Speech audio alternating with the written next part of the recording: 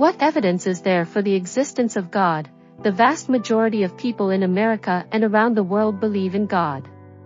When asked why they believe, many say that a beautiful, carefully crafted world like this did not come into being by chance. They are right. But how do we put this obvious answer into an argument or proof that God really does exist? The Bible says, the invisible things of God, even His eternal power and divine nature, have been clearly seen from the creation of the world, being clearly perceived by the minds of the creatures. Romans 1 verse 20. God does not need to appear in a physical form to prove His existence. The invisible things of God are clearly seen, and provide sufficient evidence of God's existence. It all fits together. I, Sean, grew up in a mountain town called Julian, California, and I always enjoyed hiking the trails and taking long walks in the woods. I taught my young children to explore the woods. Let's say I'm hiking with my son Scotty. After a couple of hours of hiking, Scotty says to me, "Dad, I'm tired and thirsty." Suddenly, we see what looks like a building in the trees. As we approach, we see a perfect-looking cabin in the middle of the woods.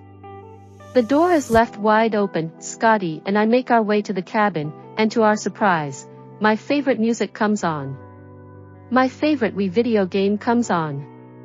I'm watching TV and see a sign on the fridge that says, "Inside the fridge are my favorite drinks." Scotty quickly opens the fridge and grabs a Sierra Mist. "Can you believe this, Dad? This is pretty amazing, isn't it?" he says to me before taking a sip of his drink. What can you conclude from all this?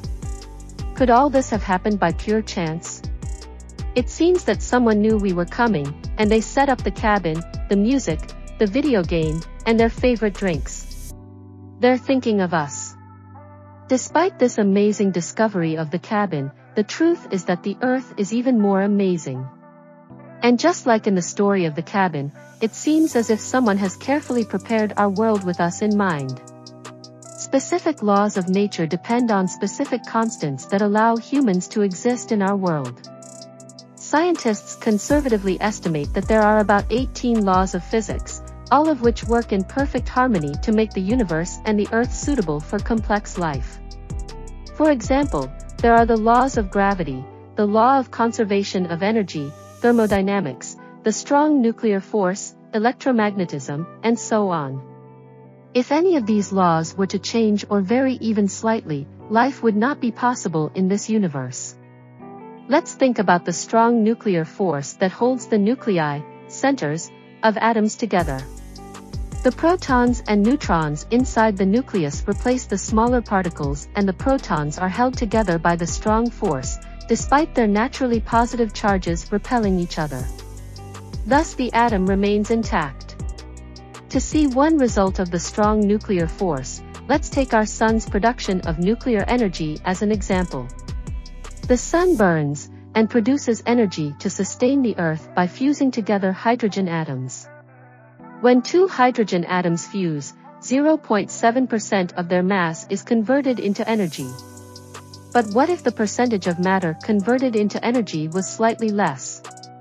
If the percentage of matter converted into energy was 0.6% instead of 0.7%, the proton and neutron would never fuse, and the universe would consist of nothing but hydrogen.